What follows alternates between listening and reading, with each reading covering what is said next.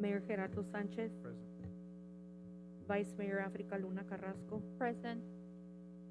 Councilmember Mario Buchanan Jr., Present. Councilmember Luis Cabrera, Councilmember Jose Ponce, Present. Councilmember Matias Rosales, Present.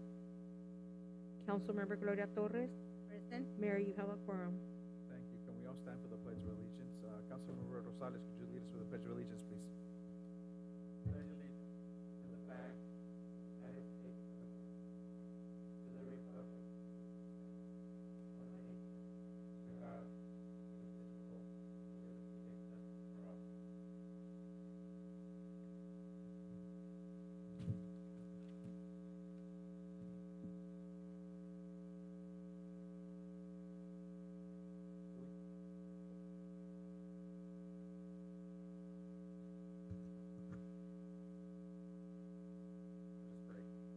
Holy One, known by many names and beyond all names, we ask your blessing on the mayor and council members who have been called to lead the city assembly.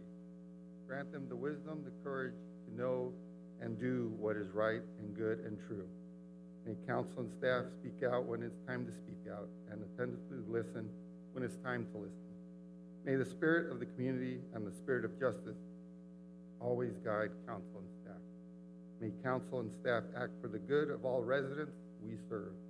All this we pray in the name of all that we hold sacred and holy. Amen. Amen. Thank you, Lynn.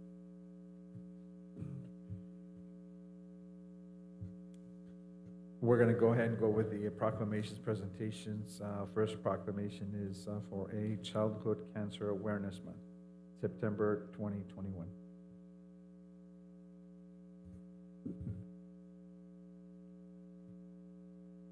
Childhood Cancer Awareness Month, September 2021. Whereas childhood cancer is the leading cause of death by disease in children. 1 in 285 children in the United States will be diagnosed by their 20th birthday. 46 children per day, or 16,790 children per year, are diagnosed with cancer in the United States. And whereas there are approximately 40,000 children on active treatment at any given time, the average age of diagnosis is 6 years old, compared to 66 years of adults' cancer diagnosis. 80% of childhood cancer patients are diagnosed late and with metastatic disease. And whereas 2/3 of childhood cancer patients will have chronic health conditions as a result of their treatment toxicity, with 1/4 being classified as severe to life-threatening, and whereas in the last 20 years, only 4 new drugs have been approved by the FDA to specifically treat childhood cancer. And whereas the National Cancer Institute recognizes the unique research needs of childhood cancer and the associated need of increased funding to carry this out. And whereas researchers and healthcare professionals work diligently, dedicating their expertise to treat and cure children with cancer. It is vital that those affected by childhood cancer have access to quality, affordable care, and that research of all forms of childhood cancer continues to be vigorously supported. And whereas too many children are affected by this deadly disease, and more must be done to raise awareness and find a cure. The determination and bravery with which these children fight their battles against cancer should be recognized and condemned by all. Now therefore be it resolved that Mayor Gerardo Sanchez does hereby proclaim September 2021 as Childhood Cancer Awareness Month in the city of San Luis, Arizona, in order to help raise awareness of pediatric cancer. Dated this 8th day of September 2021. Thank you, Sonia. This proclamation of childhood cancer. Cancer is always hard enough as an adult, but it's even tougher for children. It's amazing the strength, it's amazing the will to survive, to continue playing, to continue as a child. It's just, I am just amazed on how a child can cope with so much stress. And so it's an honor to to recognize September 2021 as Childhood Cancer Awareness Month. It's very important. And I just feel sorry for the families, feel sorry for the child, but their will to survive is just amazing. So thank you, Sonia. We're going to go with 4B, Hispanic Heritage Month, September 15, 2021 through October 15, 2021. Sonia. Hispanic Heritage Month, September 15th, 2021 through October 15th, 2021. Whereas the City of San Luis, Arizona recognizes the deep roots of Hispanic and Latino heritage within our local community, our great state of Arizona, and the United States of America. And whereas the Gadsden Purchase of 1854 brought territories in southern Arizona and southern New Mexico into the Union of the United States, lands that were already rich in the Spanish language, Mexican and Native American cultures and ways, where the bells of Spanish missions rang loudly from California to Texas and even in modern eastern states of Florida and Georgia, prove that the history of the United States grew not only north to south and east to west, but also grew north and east from the modern Southwest. And whereas the City of San Luis, Arizona was founded in 1930, directly due to the opening of our local port of entry, allowing travel and commerce between Mexico and the United States. The City of San Luis prides itself in having been a vital role in agriculture, commerce, and industry, a role which is still filled today. And whereas the City of San Luis, Arizona has a Hispanic population of 97 through 98%, we take pride in our bilingual nature, our commitment to family, shared traditions, and values. And whereas, in the words of Cesar Chavez, one of the City of San Luis's most iconic heroes, preservation of one's own culture does not require contempt or disrespect for other cultures. And now, therefore, be it resolved that Gerardo Sanchez, Mayor of the City of San Luis, hereby proclaims September 15, 2021 to October 15, 2021 as Hispanic Heritage Month. We would like to particularly recognize our Hispanic American heritage during our Founders Day celebration on October 2nd, 2021. We encourage our local residents to not only learn about our own rich history, culture, and traditions, but to also lovingly share them with our neighboring communities as well. Dated this 8th day of September, 2021.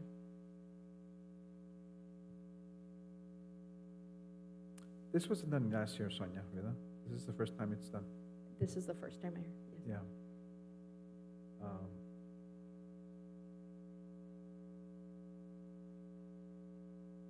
I say that the Hispanic Heritage Month, September 15, 2021 to October 15, 2021, it's our culture. For some of us, we were born in the United States, we're American citizens, but our parents were born in Mexico, and so it's a culture. It's rich in culture, traditions. It's amazing to share us both and to make one. I'm just very proud of my heritage. But first and foremost, very proud to be an American citizen, and my parents who migrated from Mexico and have made a life here. And I have 4 brothers, married, and with children, and it's just amazing the change that has occurred, and I'm just proud, and it is an honor to make Hispanic Heritage Month, September 15th through October 15th proclamation. So thank you, Sonia, thank you.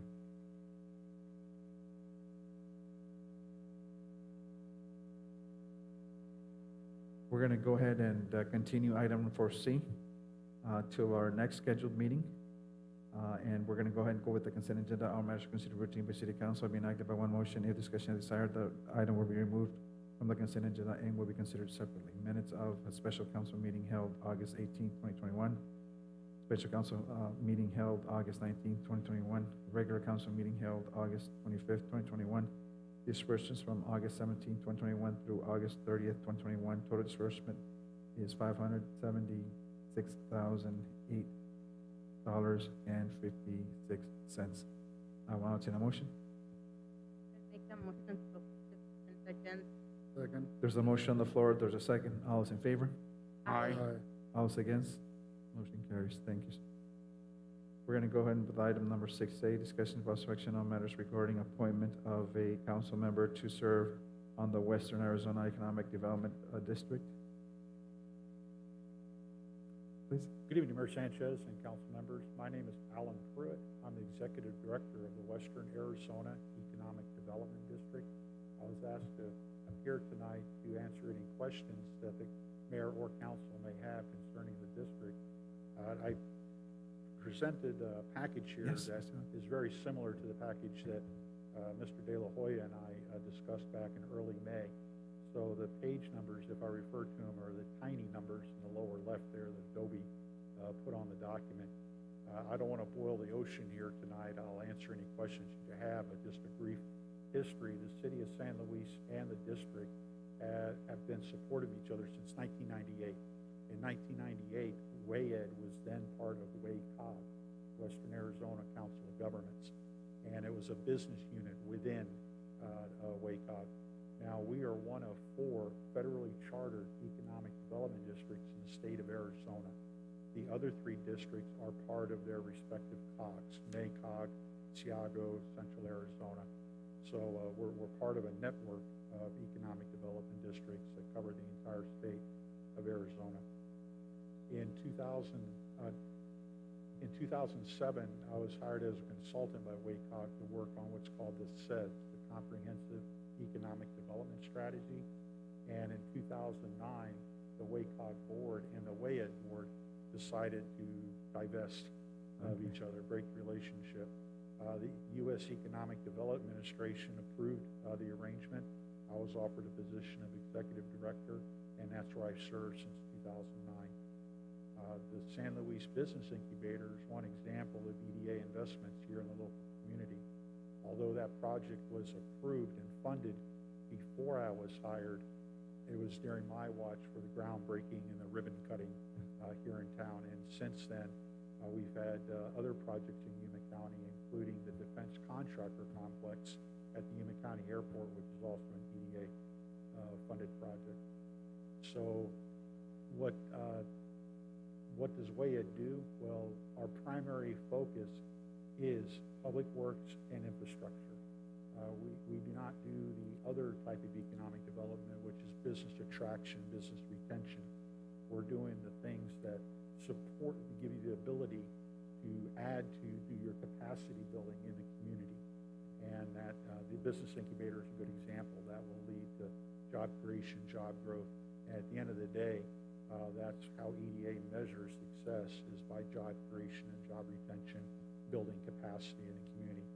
Right now, the theme with ARPA, American Rescue Plan Act, and the CARES Act last year is resiliency, business resiliency, making the communities stronger through several different means, through addressing infrastructure issues, dealing with human infrastructure, which you'll hear is a very important part of it. So there's several ways that the federal government and the state government are addressing economic development at that level. I believe the questions were centered around specifically about the executive committee. Yeah. Just to let you know, Supervisor Tony Reyes has been the chairman of WAED since 2000, and we've had our meetings where the county supervisors of La Paz, Mojave, and Yuma County compose the board, and the executive committee are the communities and towns that support the district. So to get right to the point, the meeting times are on the last Tuesday of the month at 10 a.m. Supervisor Reyes, because of his complicated schedule, asks for a little grace every month. So we don't have to comply with Arizona open meeting laws, but we choose to. So I have to build in enough cushions so we have enough time for the 7-day notice of meeting and agenda and everything's posted correctly. Sometimes Supervisor Reyes needs me to move it to the afternoon or maybe Thursday morning. We've got along fine with that. We average no more than 30 minutes. He runs a pretty fast clip when it comes to meetings. The meetings basically have two themes: governance issues, for instance, addressing a question about the bylaws or our business insurance or something that comes up with the board, and then the executive director update with the projects that I'm doing technical assistance on through the entire district. So I'll pause there. If there are any questions? No, you answered everything, because that was the questions we were asking last time. I was like, okay, tell us a bit about history, what's going on. You just did it very well.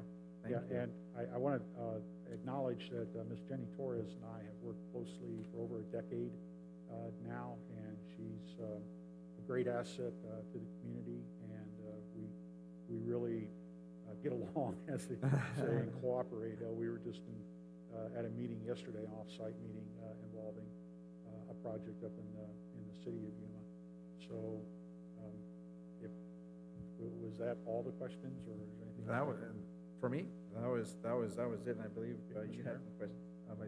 Thank you very much. And Very thank you, thorough explanation of the, what you guys do and what time you meet. That was the question, the Okay. time you meet, when you did it, and the contents, and a little bit of a history, and you did very well. Okay, thank you, sir. Good evening. Any questions from council? I believe Councilmember Cabrera volunteered for this committee. And so if anyone has any objections, I will now entertain a motion, unless you have another person nominated. He said he was okay. If you're aware of the time schedule? Is that Mr. Buchanan? No. Cabrera. He's not here. Cabrera, Luis Cabrera, Oh, he's not okay. here today. Okay. All right, thank you. Yeah, okay. I will now entertain a motion. Mayor, I move to appoint Councilmember Cabrera to the Western Arizona Economic Development District Executive Committee. Second. There's a motion on the floor, there's a second. All those in favor? Aye. Aye. All those against? Motion carries. Thank you. Thank you for coming down. I really appreciate that. Thank you.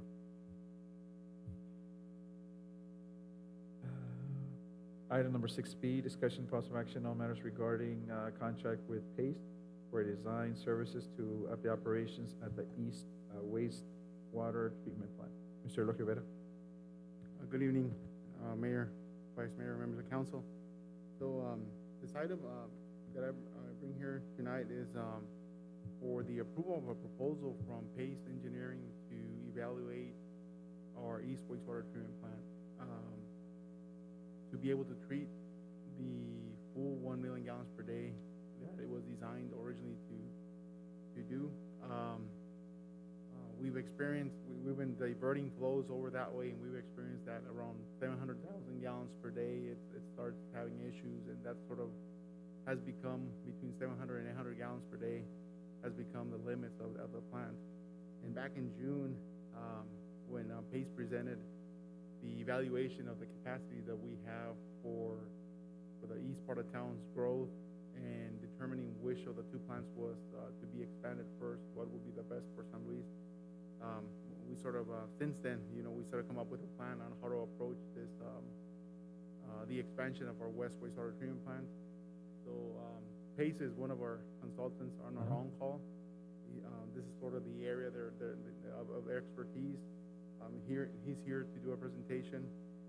And then the other thing that's also included in the proposal is to evaluate future expansion of the East plant in case we have some of those bigger developments that require the additional 1 million, 2 million gallons per day, or even 3 million. That way we know what we're looking at as far as an expense and what it will take to get there. Good, please proceed.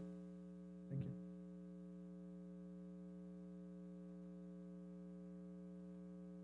Thank you, Mayor and Council. Mike Krebs, I'm a Vice President with PACE, and it's good to be down here again with you. Thank you. As Elohio said, we presented this, it's hard to believe, but it was June of 2020 when we did the evaluation, so time has really flown by. So if you can go to the next screen. And there's 13 slides, but I'm not going to spend a lot of time on it because you've seen, for the most part, you've seen them before. Oh, I can, thank you.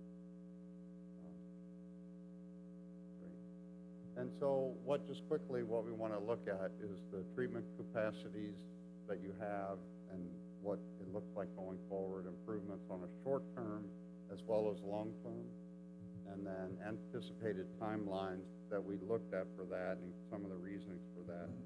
And then finally, which is not up there, but just to take a peek at the proposals that we have out there to look at to get the work completed. And so we looked at population growth, and we basically, there's a couple different angles to look at it, worst case, least case, and obviously you take the average, and we looked at a 4% for all of the work that we evaluated here. We also looked at flow generations, and they're a little bit old, but I have looked at some of the existing flows, and they seem to be creeping up a little bit, so which I'm sure isn't surprising. We also looked at your growth areas on the west side and on the east side, and I'll talk about how those kind of work with each of the plants and they'll work together.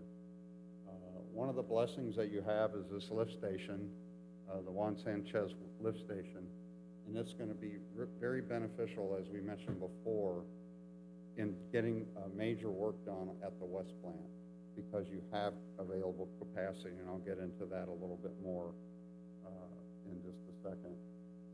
So the east plant, it has a current capacity of 1 MGD, and without any flows from the Juan Sanchez lift station, you're consuming about a fourth of that capacity, 250,000 gallons. So you have 750 gallons about capacity. And so right now there's about 350 to 400,000 that goes from the west side to the east side. And so what we're saying in 10 to 20 years, probably going to have to add another at least 500,000 gallons of capacity to that plant.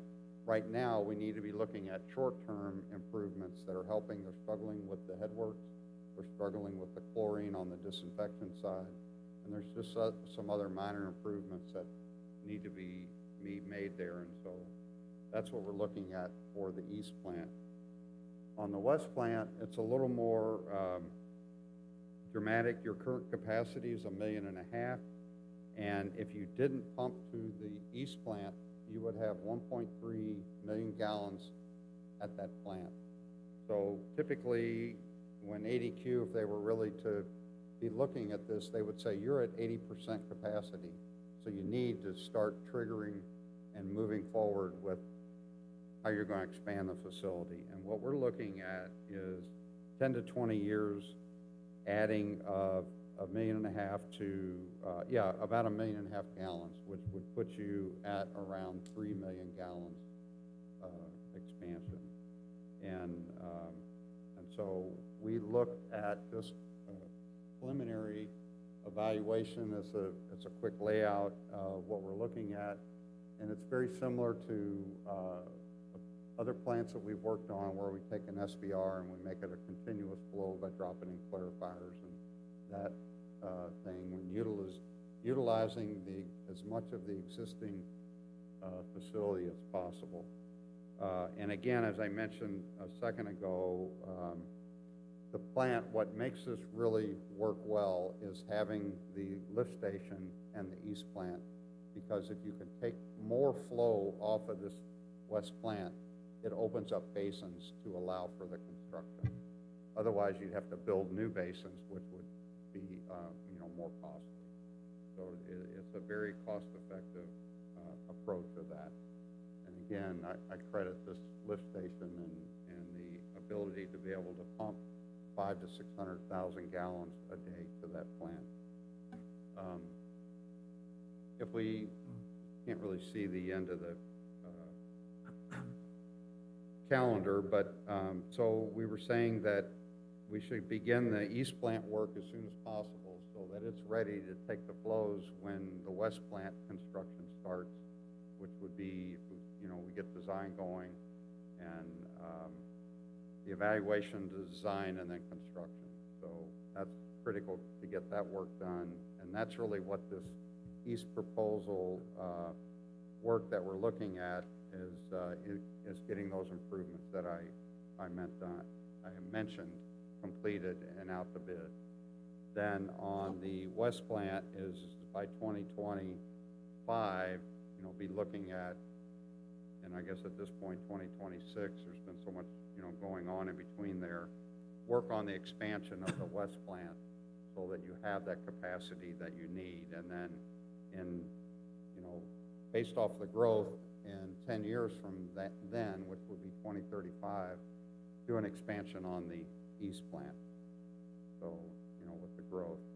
So the proposals that we had, again, as I mentioned, the east plant proposal and that evaluation, and then the west plant, basically, well, let me add this to it. The east plant, we will also look at if we expand it, say, out to 4 million gallons, what does that kind of look like on site? What's the footprint? What is the cost of that? And we would do it in 1 million gallon phases, right, to lay it all out. And so that way you have a game plan. If you do have someone that's interested in coming in town and you need more capacity, then you have a game plan to say, look, we know what we need to do, and it's going to take them 2 to 3 years to get their work done, and it'll take 2 to 3 years to get the treatment plant up to date.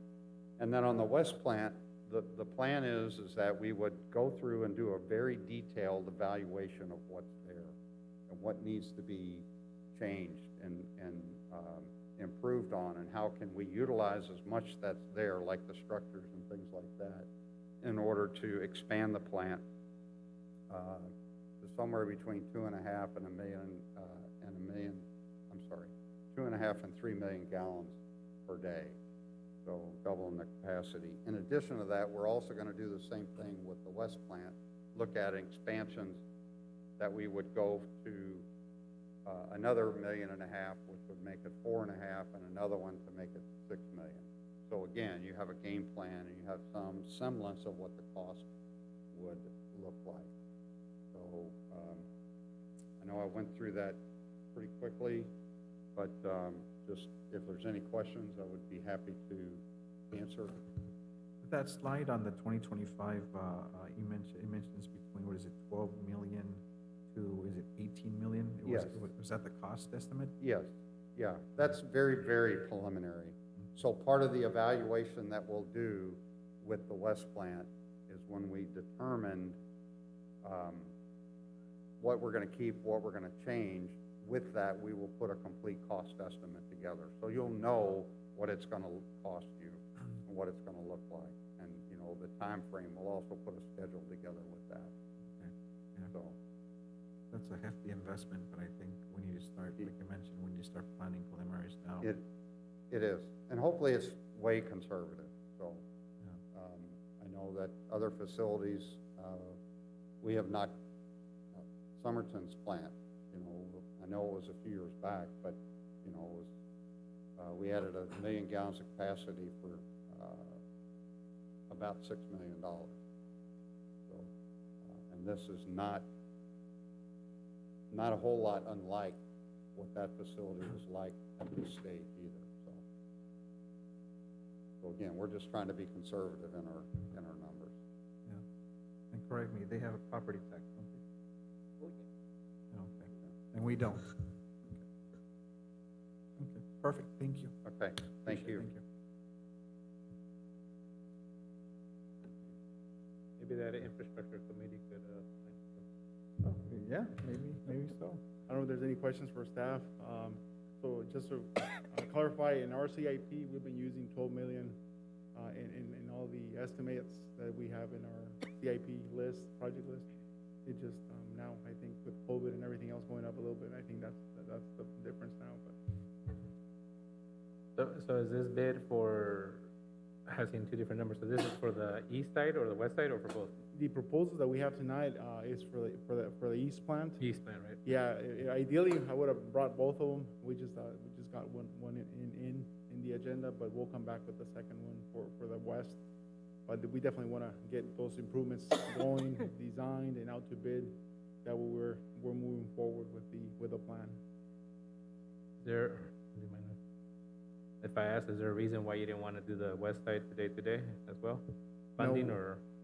I didn't get him in the agenda, Okay. on Sure. time. We could always modify the motion. Save you another agenda item. Okay. No, it's 150,000. I think we need to do the design. We have. It's just a must. That's a hefty investment. We did between 12 and 18 million. That's a hefty investment. And so, wow. Okay. It's a must, a necessity. Any questions from council? If not, I'll entertain a motion. Mayor, I move to approve Pace Advanced Water Engineering, $153,475 design service proposal as presented, and direct the city attorney to draft a final form of contract. Second. There's a motion on the floor. There's a second. All those in favor? Aye. All those against? Motion carries. Thank you, Mr. Vera. Thank you. And thank you for coming. I really appreciate that. We're gonna go ahead and go with, item number 6C, discussion and possible action on matters regarding the change order request of Bunger Steel for pre-engineered metal, building for Public Works, your building. Yeah, Mr. Vera. Good evening, Mayor, Vice Mayor, members of council. So this one, we saw the effects of COVID in our pre-engineered metal building. We entered into contract with them, with Bunger Steel for $103,000 back in April. And we recently received a change order that, because of cost of steel, they had to increase the price that they had given. So this is a change order for $13,874. And really, this would allow them to continue with the fabrication of the building. We really didn't have much of an option that moved forward since we already paid over $67,000 into the process. So this is what I have here, and they did submit their price increase on the on what they've been on their increase. They provided proof of what the increases were for us to evaluate the change order. So it's 103%, 103,000? The difference The is difference. 13,874. Yeah, that was the amount. So now it's going up by $13,874. So, Mr. Vera, I know several months back, you talked about you moved 100,000 to possibly, budget or support what is it, It was a loaning backhoe. from? It was a backhoe. So you put back? Did we use those 100,000? We did use it to purchase the backhoe. Okay, we purchased the backhoe, okay. Yeah, we purchased the backhoe, and with this, I can tell you that, yeah, we should have received this building a while back, which it's sliding on the timeline. So I think was one of the reasons that we thought it was safe to use those 100,000, Okay. because that means less will be able to construct during the fiscal year. But yes, those 100,000 were used, and now we're increasing by 13,874. And they're behind, I would say, almost 2 months by now on their schedule. Everything's behind. Yeah, that's what it is. Typical, even pipe delivery, everything's sort of being impacted significantly. Subdivisions on hold, windows back ordered for 4 or 5 months, material. But they, I'm surprised that's the only amount that it changed. but they stopped the pipeline. All that steel what happened to that steel? Yeah. Okay. This is like what happened with all the wood. Yeah, Yeah. on a different note. Okay, Yeah. no, that's 13,000, no problem. Perfect. Any questions from council? Glenn, you want to say something? This one was handled through me. If council doesn't have any questions, that was fine, but I was here to answer questions of why the decisions were made the way they were for the 13,000. No, that's perfectly fine. We understand. Thank you, Glenn. I will entertain a motion. Mayor, I hereby move to accept and approve the requested change order of Bunger Steel for quote number MC21-000 0325 in the amount of $13,874, subject to the condition that this is the final such change order for any price increase sustained by Bunger Steel whatsoever, and that the city shall not be liable for any such further increases for the purchase of the pre-engineered metal building as evidenced by the original contract entered into between the parties on about May 5th, 2021. Assuming that's gonna be on the contract, Lynn? Yeah, okay. Yeah. Cool. That's my motion. Second. There's a motion, there's a second. All those in favor? Aye. All those against? Motion carries. Thank you. We're gonna go with the item number 6D, public hearing followed by discussion in all matters regarding the recommendation of a special event liquor license application to the Arizona Department of Liquor License and Control to authorize the San Luis Frontera Rotary Club to sell beer during the 2021 Off-Road Expo on Saturday, October 23rd. Mr. Louis Galaviz, I will now entertain a motion to open public hearing. So moved. There's a motion, there's a second. All those in favor? Aye. Aye. All those against? Motion carries. Mr. Louis Galaviz. Hi, good evening, Mayor, Vice Mayor, council members. Marcos wasn't able to make it tonight, so I'll be representing the Rotary Club. It's an annual event that we put on to support. The funds go directly to support the scholarship program for the Rotary, and we are doing a 50-50 split. With the Off-Road Expo, they also provide those funds for scholarship. So we're asking for your approval tonight. Any comments, questions from council or the public? If not, I will entertain a motion to close public hearing. So moved. There's a motion, there's a second. All those in favor? Aye. All those against? Motion carries. I'll entertain a motion. To recommending approval of the application, the Arizona Department of Liquor License and Control as presented. Second. There's a motion on the floor, there's a second. All those in favor? Aye. All those against? Motion carries. Thank you. Item number 6C, public hearing followed by discussion, possible action, all matters regarding minor general plan amendment case number 20210336 and resolution number 2192, the resolution of the Mayor and City Council of City of San Luis, Arizona, amending the 2040 general plan to change the land use designation of 19.95 acres of land located east of 20th Avenue and south of Belleza del Desierto Phase 2 subdivision from commercial C to medium density residential, repealing any conflicting provisions and providing for severability. Item continued from the regular council meeting held August 11, 2021. I will entertain a motion to open public hearing. So moved. There's a motion on the floor, there's a second. All those in favor? Aye. Aye. All those against? Motion carries. This is an open to the public hearing. Mr. Jose. Mayor, Vice Mayor, council members, I would like to formally introduce you to Fernando Villegas, our new principal planner. So it's good to finally, after 3-4 years, have some help on the planning part of the department. So he will be presenting the next two items. Thank you. Please, welcome. Thank you. Thank you, Mr. Guzman, Mayor, and Council. I have a brief presentation for each item, and Sonia can help me with the presentation.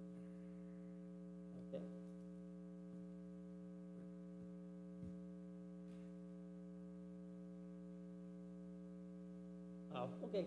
This, as mentioned, this is a request to change the land use designation of a parcel 19.95 acres from commercial to medium density residential. The parcel has been split, and the new assessable parcel number is 227-15029. It's located east of 20th Avenue and south of the Belleza del Desierto Phase 2 subdivision. If this minor amendment is approved, the applicant is requesting the rezoning to R16 for the construction and development of a residential subdivision, and that's the next item on the agenda. The next slide shows the existing land use map. The existing land use designation is commercial. Adjacent parcels to the north, northwest, and west are designated medium density residential. Parcels to the south and east are designated as commercial. The next slide shows the recent approved lot split. The applicant submitted a minor amendment application to change the land use designation of the south half from commercial, from the north half, from commercial to medium density residential. And they submitted also a mayor amendment case that will be presented to the Planning and Zoning Commission next week and later to City Council next month for the south half. The next slide, we have an aerial view that shows the location of the subject property and the adjacent subdivisions. To the north, we have Belleza del Desierto, Phase 1 and 2. To the northwest, Star Stage 11. And to the east, the Arizona Industrial Subdivision. On June 1st, we had a citizen review meeting, and we received no comments. The staff sent notification letters to adjacent property owners within 300 feet of the proposed project, and we received no comments. The Planning and Zoning Commission recommends approval of the minor amendment case 2021-0336. The applicant is here to answer any questions, but this concludes the staff presentation. The next item on the agenda is the rezoning case. I don't know if you have any questions for me, for staff, for this minor amendment case. Thank you.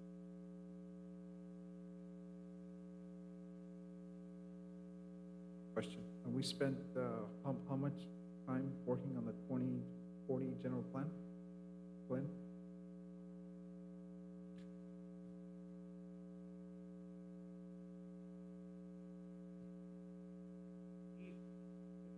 Over a year to do the new general plan. Yeah. I mean, Jose Guzman would know the exact. I think it was more than that. I was just curious, because we spent a lot of time planning on the 2040 general plan. Mayor, yeah, we spent about 15, 16 months doing the process.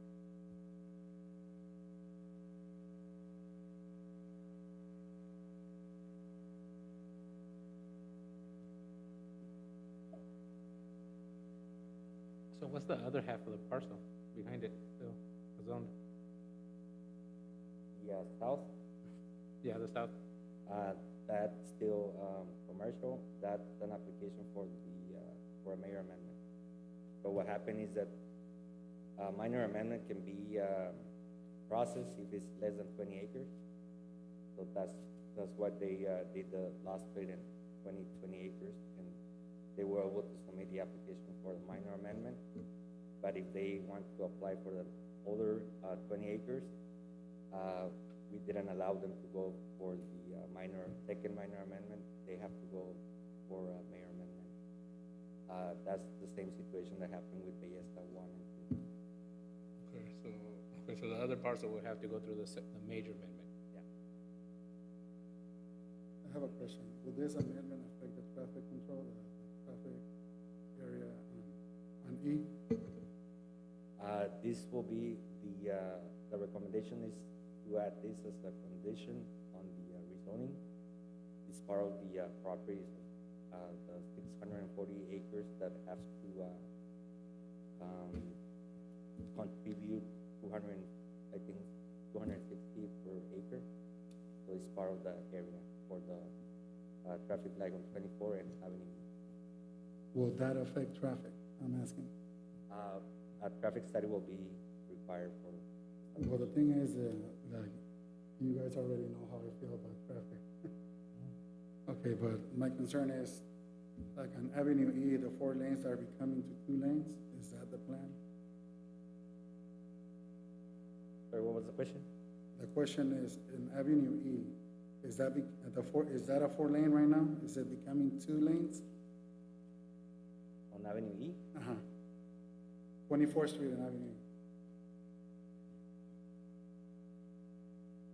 24th Street will be 4 lanes. Now, with that,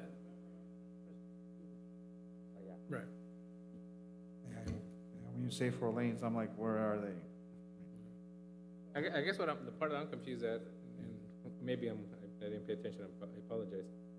The lot split was with that parcel and the one to the south, or was the lot split from the Belleza? From the 20 acres to the south. Okay, so the original was 40 acres and then they did a lot split.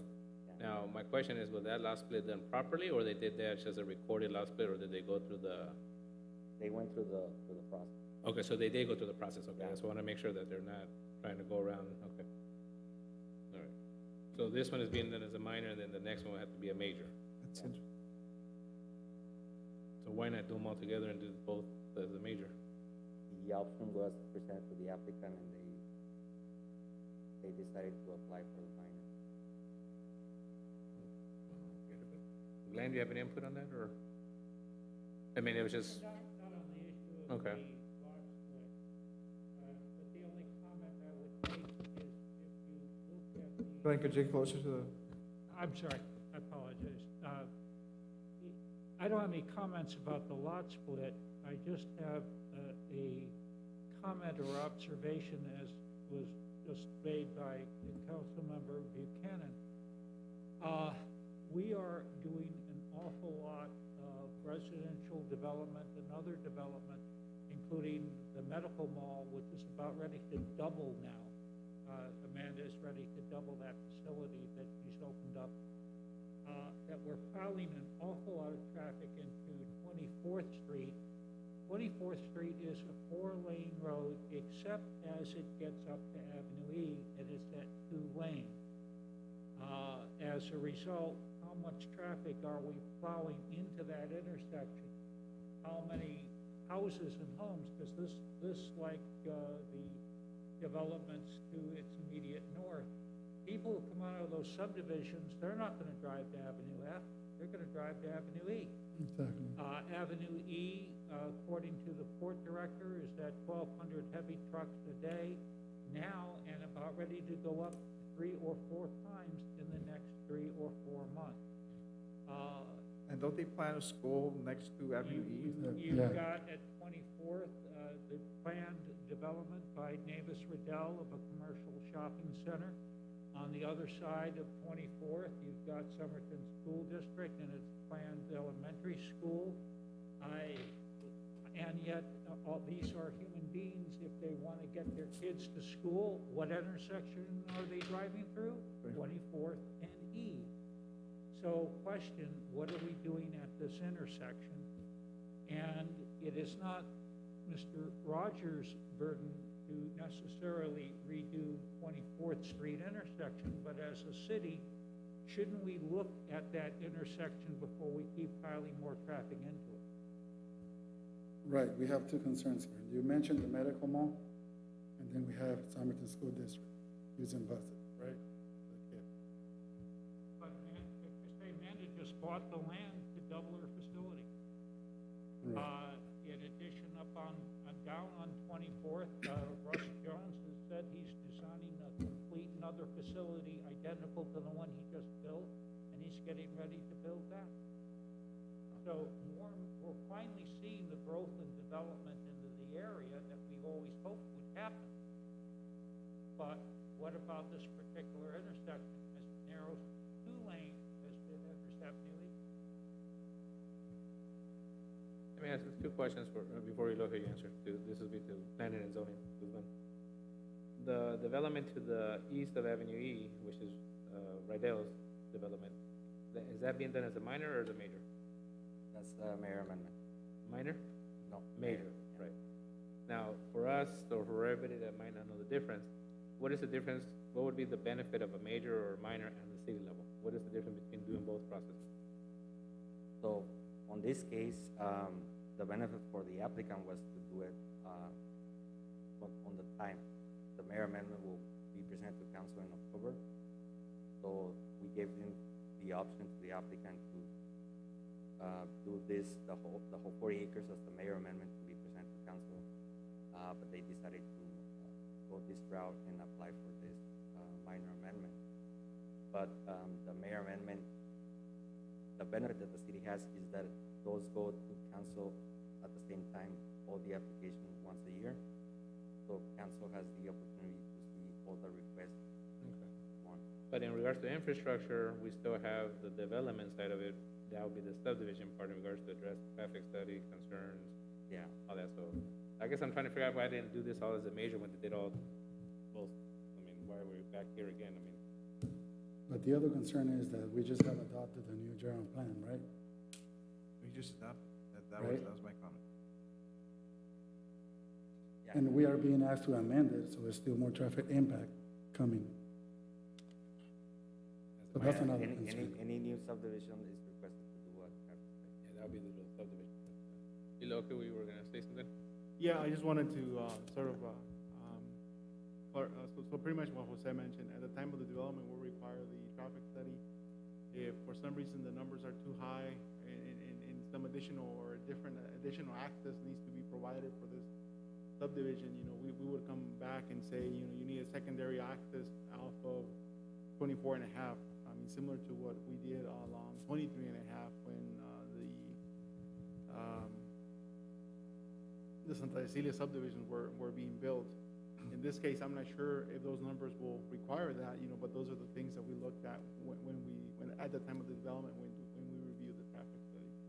Your traffic study subdivision only look at the traffic generated by that subdivision as opposed to how it fits as overall impact of the overall area. That's what I'm, that's my concern.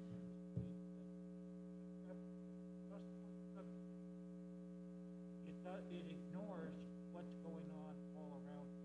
So that is correct. Normally, we look at direct impact of the development, and if there's some areas of concern, we do include and request those to be added in the evaluation.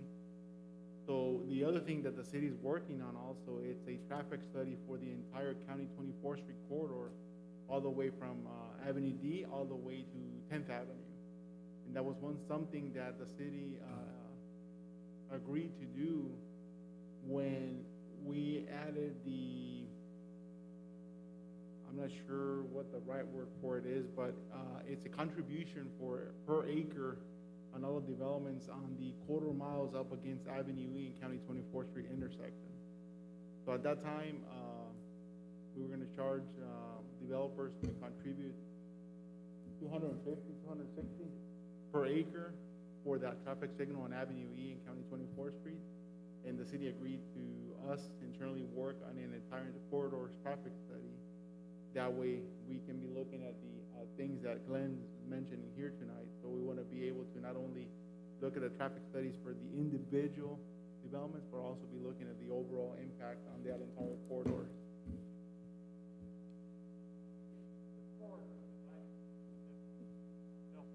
My attention as opposed to individual. So this area that is presented by Plan Zoning tonight is also part of the area that will be contributing to the traffic signal for, which is only $260 per acre. But that's sort of what was agreed on back then.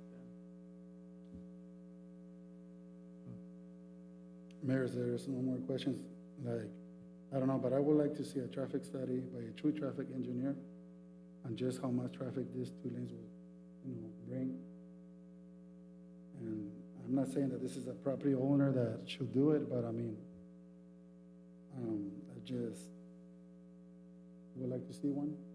It makes If sense. everyone is okay with that.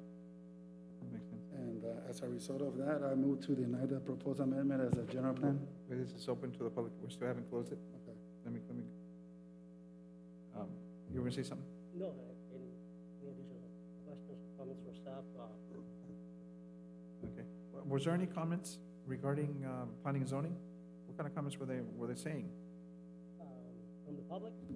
No, planning and zoning. Planning and zoning is supposed to review and recommendations. Oh, yeah. And the thing is, were there any concerns regarding public, with traffic? Traffic is becoming the biggest issue in that area. Yes, well, Mr. Mayor, right now, we are presenting the amendment to the general plan. Most of the times when the applicant submits their rezoning application is when we attach conditions to rezoning cases, and there's when we can ask for traffic studies or contribution. After the rezoning takes place, they submit a subdivision, and during the subdivision process, we can also request a profit study.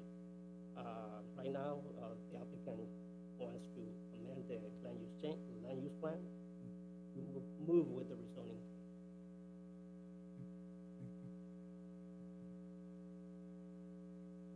Mayor, and one of the conditions on the rezoning is the contribution of the 260 per acre for the traffic light on Avenue E in County 24. And a traffic study will be required regardless if it's added as a condition or not. It's part of the regulations. I just feel that once we start doing majors and minor amendments to the general plan, we really have to look at a transportation district. It has to be, because it's going to become virtually impossible for the city to provide proper traffic control for any future development. So I see a lot of requests for major amendments and minor amendments. But the thing is, we really, as a city, need to look at traffic districts, make sure that people who live in that area pay for the improvements, because it's reaching a point that we're not going to be able to afford our police. We're building a substation in that area, but yet no one wants to pay for it. And so we have to find resources. They said no to property taxes that would have facilitated this. And so now we're changing major, minor, but no one talks about a transportation district. Who's going to pay for this infrastructure? We just talked about needing $18 million. That's my biggest concern. Mayor, we have talked about this before. Yeah. When it comes to traffic. Anyone else from the public?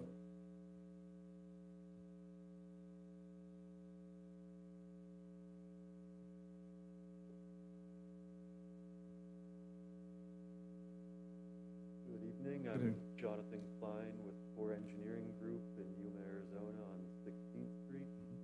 We're here representing the property owner, Border Ranches 2. We thank the mayor, the vice mayor, the council, and the staff for their time and their work on this request. We're interested in providing some more affordable residential housing for the city of San Luis, and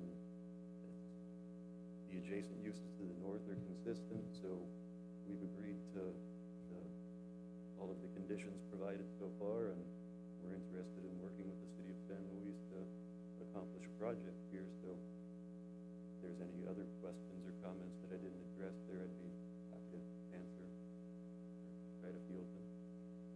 Thank you for coming. I really appreciate that. And of course, we're always very grateful for when the developer or the representative comes here. I really appreciate that. Thank you. Do you know why the applicant didn't do it as a major with the full south parcel and this parcel to avoid this what we're going through? Yeah, the minor amendment was submitted early in order to try to get through this process a little more quickly. We got a little bit delayed in the Planning and Zoning Commission phase, getting a quorum, and then respectfully, we got pushed back a little bit in getting to the city council meeting here, but we're still working through both processes and committed to completing both. Any more questions, concerns? Thank you. Kevin Birch, Core Engineering Group. Thank you to my colleague for introducing that. I just wanted to comment on the transportation issue. I know that staff has mentioned to me about the potential study on County 24th Street. Respectfully, that will help address some of your concerns and help plan, and would give you the opportunity, obviously, to figure out pro rata shares of what needs to be done for those contributions for improvements. So that's a very important step here. The applicants also agreed to the $250 per acre amount contribution for transportation improvements. The mayor's right. You're put in a very difficult position. I really respect what the city of San Luis does with their council, because you have a tough spot where you don't have property taxes, and you're doing the best that you can. And I think that our client wants to contribute his share as previously determined to help alleviate those concerns. And then going forward, hopefully there's other solutions that can present itself that will allow to address your concerns. Thank you for your time, Mr. Mayor, Vice Mayor, and Council. And if you have any questions for us, we're available, and we'll avail ourselves to you to answer those questions. Thank you so much. Appreciate it.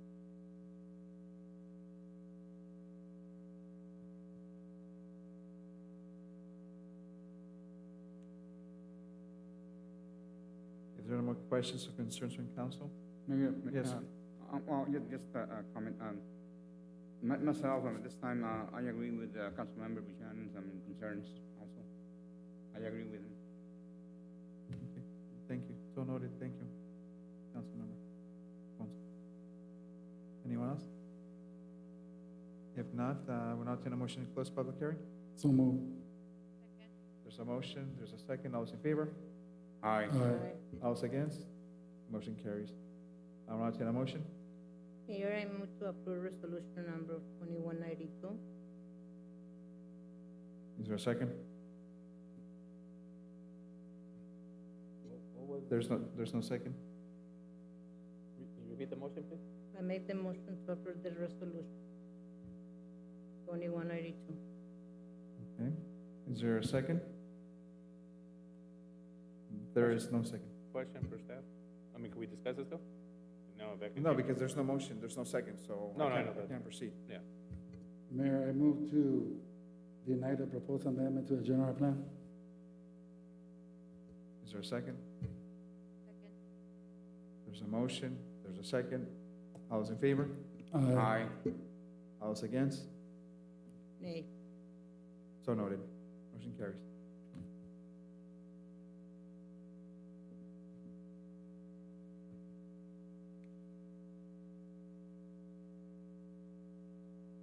Let me get into my...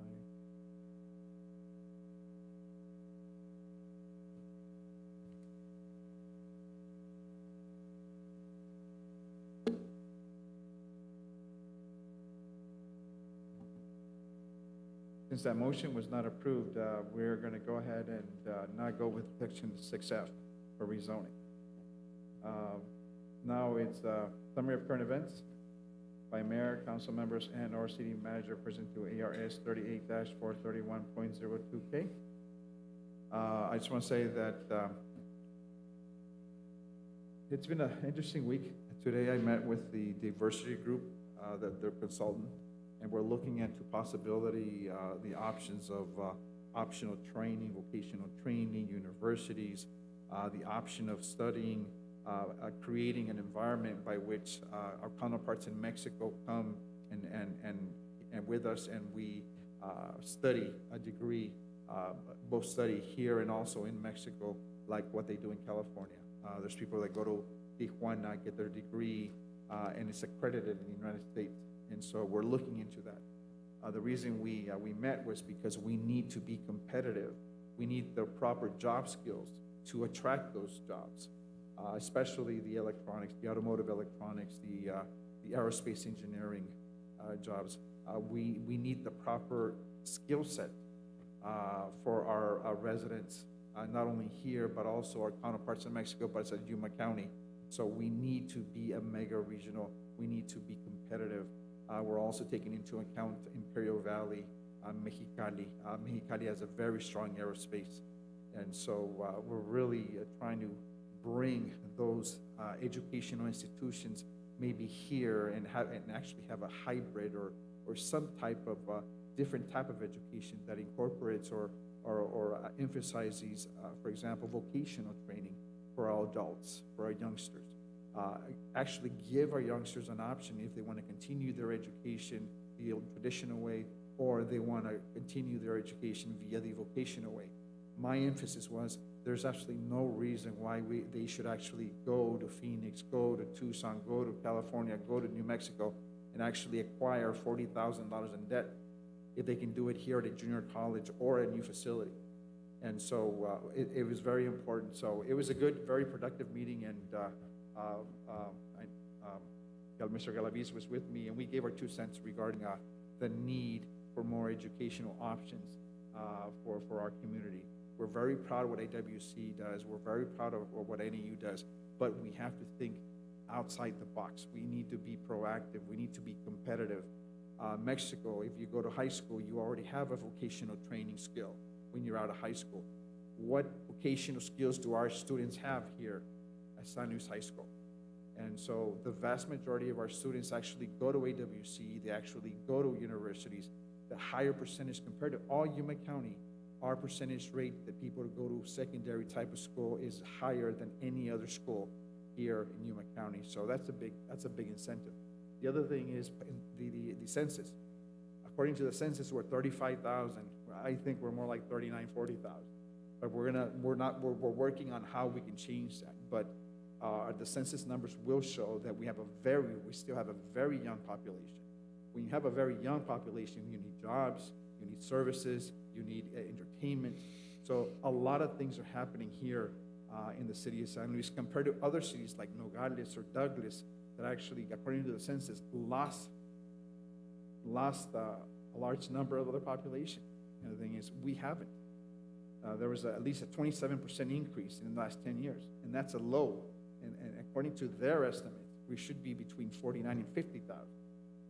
And so all those numbers, all the discussion was discussed. So it was a very interesting and I get passionate about this because we need the jobs, we need the skill sets, we need an alternative forms. Our form of education needs to be modified, or at least modified in a different way in which we cater to our population and our students and our people who are transitioning from agriculture to a more service-like employment. So people are always asking for employment, but if we don't have the skill sets, how can we sell the city of San Luis if we don't have the skill sets that, for example, Glendale has or Phoenix does, where all the multi-million-dollar companies are moving to? Automotive, for example, the battery technology. Casa Grande just hit a home run in that area. So all the automotive technology, all the cell technology, the fuel cell technology, a lot of it is going to Casa Grande, and we can do that. The city of San Luis, the city of Yuma, the city of Somerton, the city of San Diego de Colorado, we have the resources, but we need the skill sets. So that happened this afternoon, and it was a very interesting meeting, and thank you, Mr. Galaviz, for being with me. I appreciate that. Well, that was my part. Anyone else? Mayor, I had the honor to represent the city of San Luis last week at the Arizona Cities League Summit. We arrived there Monday night and stayed all the way till Thursday around midnight. I got home, I guess. Very well attended. I think everybody was eager to be out and get out of the COVID Zoom meetings. Out of the 94 cities that we have in our state of Arizona, 90 were at the table for the executive meeting. Very well turned out by council members, mayors. I think there was only a total of 9 mayors that weren't there. They sent their vice mayor. But the training sessions were all full. I mean, there was no one. I mean, you know, in the past, you guys have been to them. Usually in the afternoon, you'll see 5, 6 people in a conference summit training. Thursday afternoon, it was still packed. My applause to staff. Jose Luis was there throughout the whole week and also set up the booth with additional staff that arrived Thursday. We did the city's showcase Thursday night. As usual, we were a big hit with the public because of our gas and mariachi, our kids that went out there and played their music. Very good. People always love to see that, and before they even were set up, they were asking us, hey, are you bringing your mariachi this year? Yes, they'll be here at 7 o'clock, and they got there. City of Somerton had a good booth as well. They took the Michoacana, and they were giving paletas y elotes and queso, and City of Yuma actually did a booth this year. They took brewers, and they were doing alcohol. But I mean, it was very well attended. Everyone likes most people were spinning the wheel because they wanted the sarape with the city logo. That seems to be the most popular spinning wheel at the booth. But besides that, like I said, one of the seminars that I did attend the meeting was the one against the anti-gift. Big topic throughout the whole state, not just us. I mean, we had a panel of 3 attorneys out there. No one knows what to do with that, with the Shire, or what is it called, Schreier? Schreier, or whatever it's called case. I mean, it was packed, and that, and not only by the council members, but by their economic development, because they want to know how to be able to move forward in their cities and be able to get past this issue. Did a couple of I did another one, which was the city manager run town council, how, you know, the aspects of a city manager and council member should work. But it was very well. Weather was good. I recommend everybody that can make it next year to try to make it. But that was it for that. And then I also attended yesterday. It was part of the city tour along with Mr. Galvez and Jenny Torres from our economic development. The multimodal campus group that was here. I went with Jenny and toured them. We showed them the business incubator. We went down to the AWC to show the expansion of the building. They wanted to see some subdivisions, and then we ended up in downtown. They were surprised to see the long line at our Chase Bank, wondering why we only have one major bank for a community of our size. And then from there, they took off to tour the east side of town. So the group is very interested in what we need, like you were saying right now, you know, the skill set for our students and our population. They were surprised to see that our elementary students are taking already college prep courses at the junior high. You know, we have 5th graders already taking some of those classes. So a lot to do. And then I had a meeting last week. I forget what, Port Authority prior to that. So yeah, that's it. Not my part. Anyone else? If not, I will I'll make a call for the public. This is the time for public comment. Members of City Council may not discuss items that are not specifically identified on the agenda, therefore pursuant to ARS 38-431.018. Actions taken as a result of public comment will be limited to directing staff to study the matter, responding to any criticism, and scheduling the matter for any consideration and discussion at a later date. Out of the public, do we have anyone? Mayor, we did not receive any form requests. Okay, I will now entertain a motion to adjourn. So move. Second. There's a motion, there's a second. All those in favor? Aye. All those against? Motion carries. Have a good night. Thank you.